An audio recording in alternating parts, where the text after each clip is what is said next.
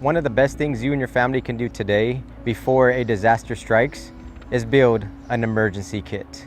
Your kit should hold 72 hours worth of supplies. First, you'll need something to keep everything in. An easy to lift plastic container will do. Next, we'll need the essentials, like 3 gallons of water, 1 for each day, cash, a portable cell phone charger, a first aid kit, a flashlight with extra batteries, non-perishable food, and a 3-day supply of your prescription medications.